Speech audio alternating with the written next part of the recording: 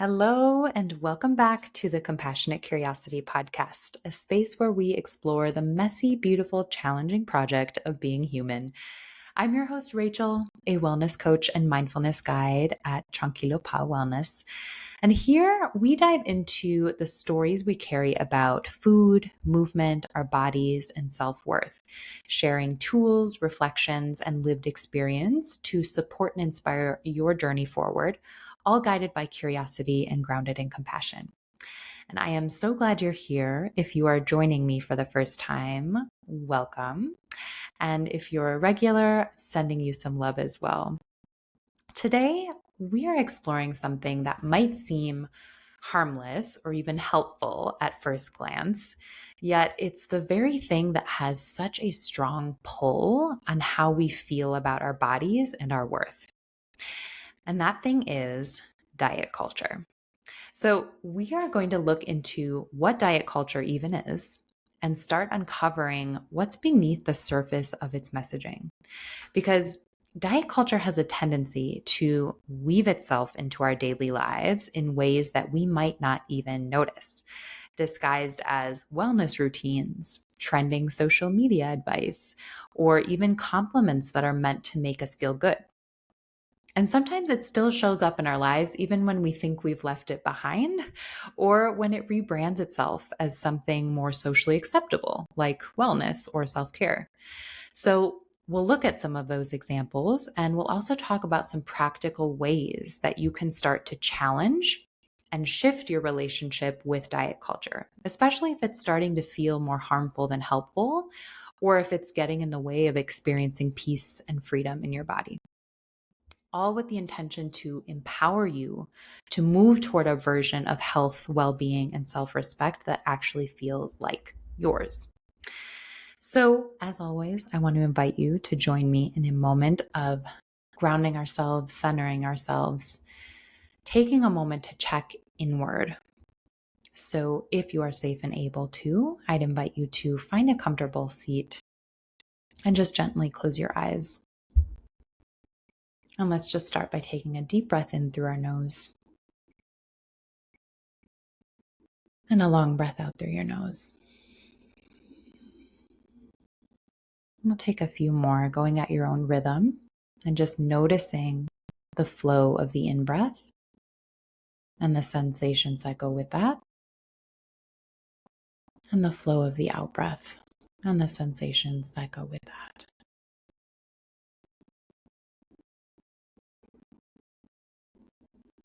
Shifting your attention to any sounds that you may hear. Just noticing, just observing.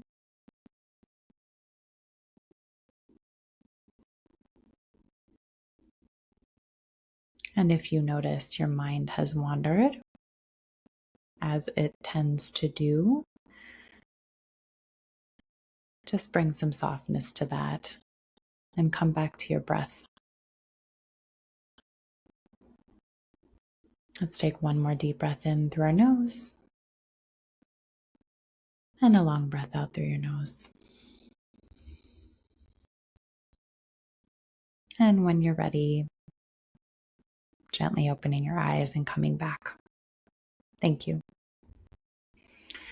So I want to start off with something upfront here.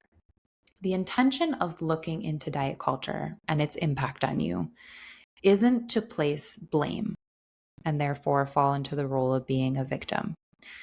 That said, if what's coming up for you is a sense of blame or resentment, I want to invite you to let that be okay, to honor that you're feeling that. Let it be there. Don't run from it or judge it. I think with challenging emotions, it can be easy for us to think that we shouldn't be feeling this, right? And anger or hurt or resentment linked to blame are all examples of those. And yet, as I've talked about before, emotions aren't good or bad, right? They're information for us to tune into. And so while we know staying stuck in blame can disempower us because it ultimately places our power in someone else's hands, denying or bypassing that feeling can do the same, because it will keep showing up until you allow it to be there, until you allow it into the spotlight and just be with it. Avoiding the hurt, anger, or resentment underneath blame doesn't make these go away. As with all emotions, right? They tend to resurface, often louder, until we give them that space to be seen and felt. So if what you notice while we go through this episode is that pull to blame diet culture, to blame yourself, to blame systems or people in your life who reinforced harmful beliefs, let yourself feel that. Sit with it. Witness it. Allow it. That is okay. None of that is weakness. That's actually immense courage, because the easy way out is to run from it, which is what many of us tend to do, right? Because it is uncomfortable, painful, and challenging to feel those heavy emotions. We don't want to. We don't like it, right? And with reason. But if you give yourself permission to fully feel those challenging emotions, they will move through you. You will gain wisdom as to what they are trying to show you, and you will be able to move forward with more clarity. So sometimes blame is part of the healing process. Sometimes it's just a stop on the journey toward deeper understanding of yourself. But the key is that we don't want to live there, right? We don't want to let blame run the show, take the wheel. Blame can be an open door, but it's not where choice, clarity, or peace live. It's not sustainable when what we want to do is grow. You can't grow in roots of resentment. So the real power comes in what you choose to do after you let yourself feel the emotions underneath blame. It comes in what you choose to do next with the awareness and insight that come from allowing those emotions to express themselves. So ultimately, looking into diet culture and its impact on your life is about building that awareness to then question old patterns and offer ourselves compassion as we go about doing that. So with that in mind, let's start unpacking what diet culture is and how it's managed to stay so embedded in our everyday lives. Okay, so what the hell even is diet culture when we say those words? At its core, diet culture is a system of beliefs that equates thinness with health, worth, and personal success.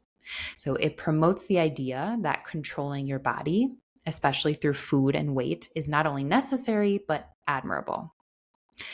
According to Christy Harrison in her book Anti-Diet, diet culture worships thinness and equates it to health and moral virtue, promotes weight loss as a means of attaining higher status, and demonizes certain ways of eating while elevating others.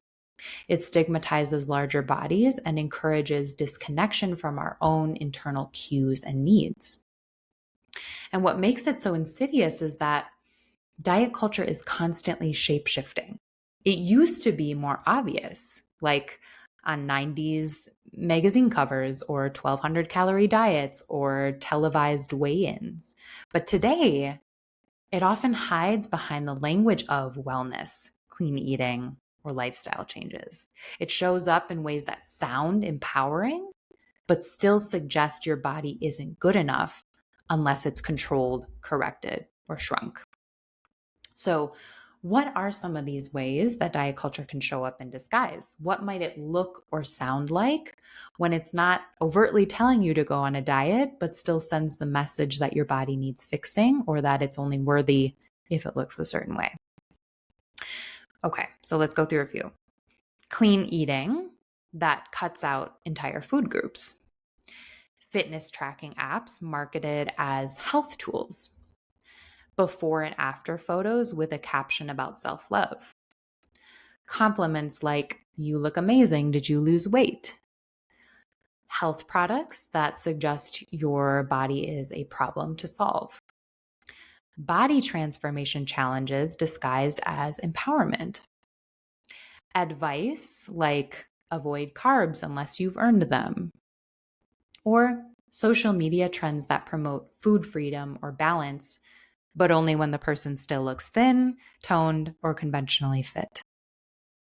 And the thing is that none of these are in and of themselves bad, right? But when they carry an undertone of you'll be better when you look different, that's a sign that diet culture might be hiding beneath the surface. And this aligns with what Harrison explains in her book, that diet culture often repackages harmful ideals in the language of health and empowerment, yet still promotes restrictive eating and moral judgments about food. So, okay, you might be wondering, okay, but is it really that big of a deal? Well, yes, because these sneaky messages often have a major impact on how we see ourselves and how we feel about ourselves, right? They leave us feeling like we're never enough no matter how hard we try. They leave us feeling confused about what health or wellness even means. They leave us feeling guilty or anxious if we stray from our routine or eat a certain food or don't do a certain movement. They leave us feeling totally disconnected from the inner wisdom of our bodies. And they can leave us feeling ashamed, like especially when we're doing everything right, and still feel off. I wonder, have you felt any of that? I sure as hell have, literally all of those. It can be so incredibly confusing, frustrating, disempowering to receive these messages over and over again, to the point where basic decisions start to feel overwhelming or even impossible, like what to eat, when to eat, how to move your body, when to move your body, how to care for yourself, right? They can leave you questioning everything and feeling paralyzed by all the noise, like unsure of how to live your life. And they leave you feeling like you're the one doing something wrong, when in reality, it's flawed and faulty messaging that's designed to keep you disconnected from your own body and constantly striving for something that's just out of reach. It's designed to prey on your desire to be accepted, loved, and safe. So it isn't about personal weakness. It's about waking up to messaging that was never meant to serve your highest good. And I want to take a moment here to acknowledge and clarify something here. Choosing to step away from or even just challenging diet culture does not mean you are letting yourself go. It does not mean you don't care about your health. It doesn't mean that all hell is broken loose. In fact, it often means the exact opposite of all of that. Letting go of obsession or restriction is often a move toward real self-respect, toward honoring your health and well-being in a deeper, more sustainable way. You can care about your health and not track your calories or weigh yourself. You can deeply respect your body without trying to shrink it. You can choose rest without guilt and still be caring for yourself. You can care about your health and eat food simply because you enjoy it, right? It's so common for us to feel that sense that we're letting ourselves go because we've been conditioned to equate control with success, thinness with health, and constant striving with worthiness. So when we start to soften those edges, even in the name of well-being, it can feel uncomfortable, even scary, right? But that discomfort isn't a sign that you're doing anything wrong. It's a sign that you're choosing to reconnect with yourself and your body on your terms. It's the growing pains of shedding external rules and stepping into what truly supports you.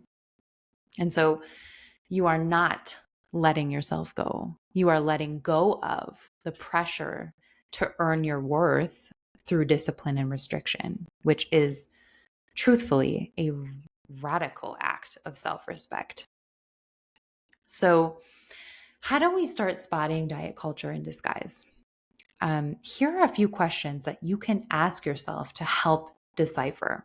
And this matters because once you begin to recognize where it's hiding, you can start to question and choose differently. You can start to build a relationship with your body that's based on care and compassion as opposed to control. So here are some questions that you can ask yourself. Does this message or product suggest that my body needs fixing?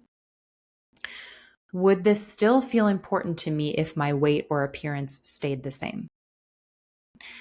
Is this rooted in fear, control, or self-kindness? What feelings come up if I don't do this? Guilt, shame, panic. Does this bring me peace or pressure?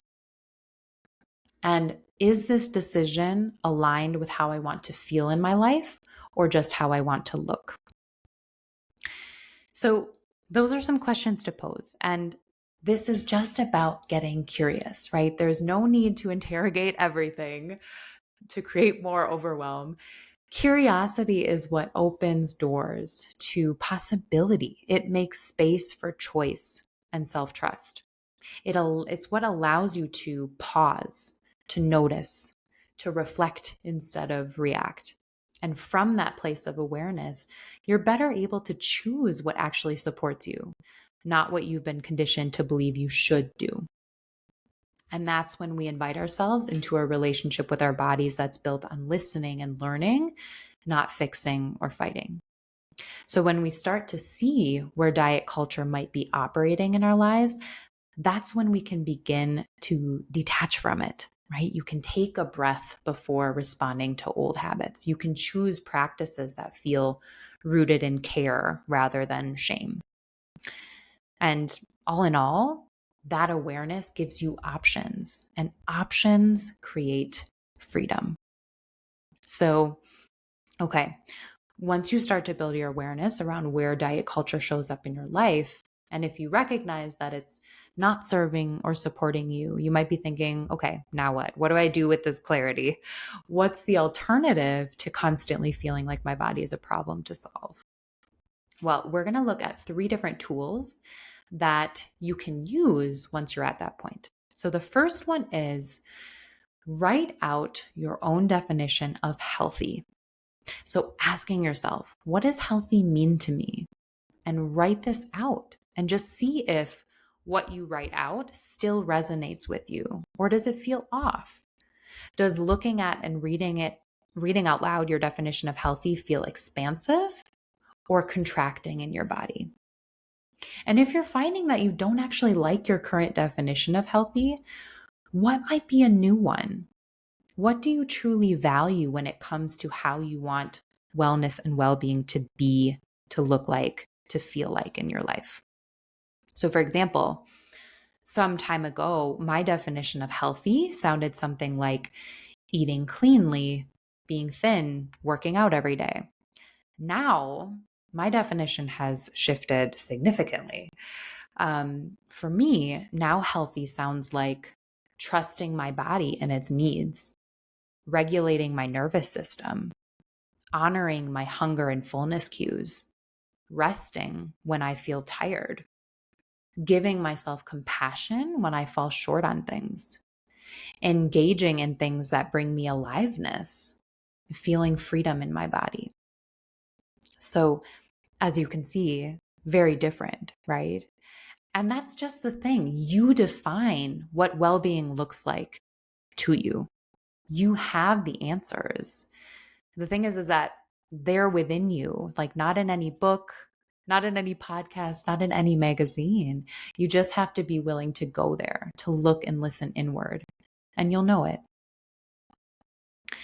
Tool number 2 is shift tracking numbers to tracking feelings. So if you are currently tracking calories, steps, macros, minutes of cardio, what if instead of tracking those numbers, you started tracking how you feel when you check in with those?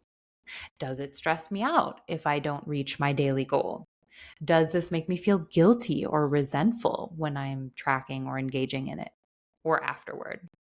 Does it feel like I'm free or that this thing is controlling my freedom and worth? Does this feel like kindness to myself, or does it feel like I'm punishing myself through this? Does this help me feel at peace with my body, or that I'm fighting it?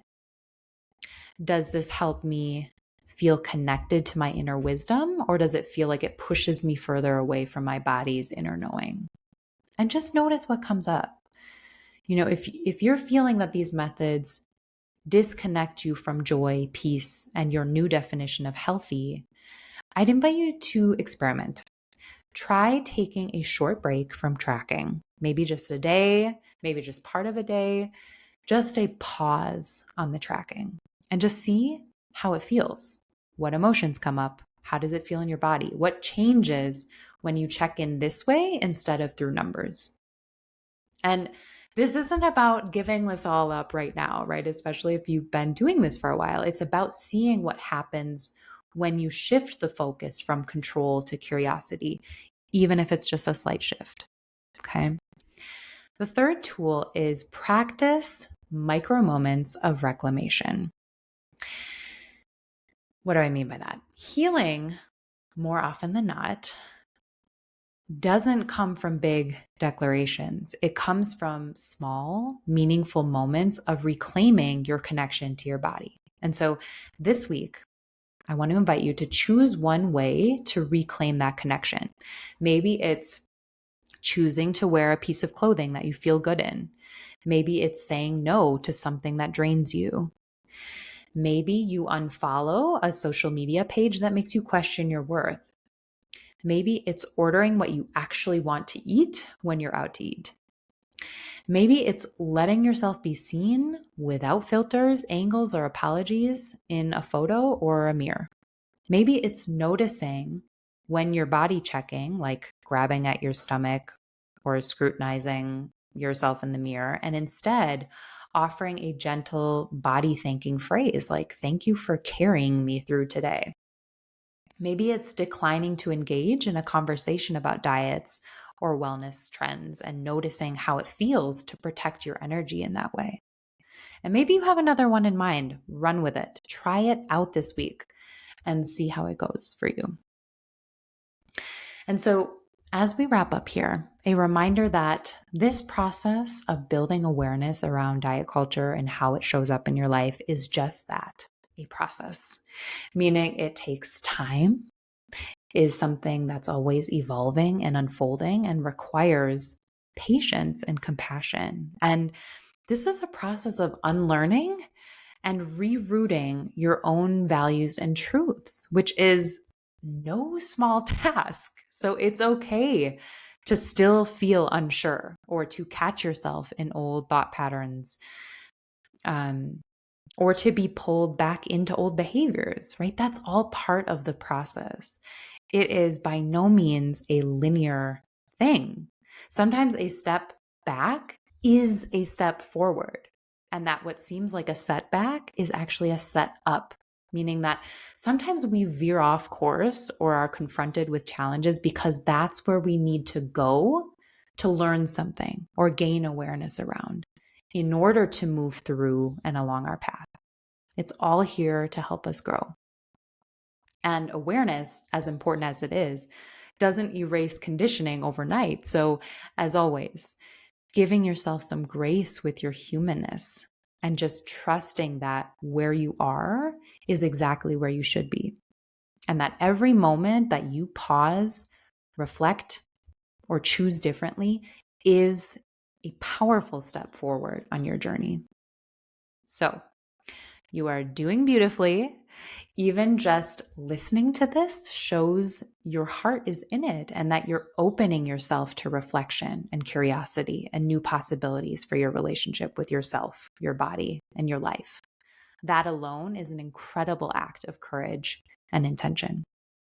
So I invite you to try out one of the tools we talked about today, the rewriting of your own definition of what healthy means, the shifting from tracking numbers to tracking feelings, or practicing a micro moment of reclamation, and see what comes up for you. I'd love to hear how it goes for you. My contact info will be linked in the show notes, as always, should you wish to share. And I want to thank you so much for being here today, for your openness to meet yourself differently, for your courage to question old patterns and look inward, for your strength to show up for yourself. And until next time, may you know that you are not alone. I am here with you.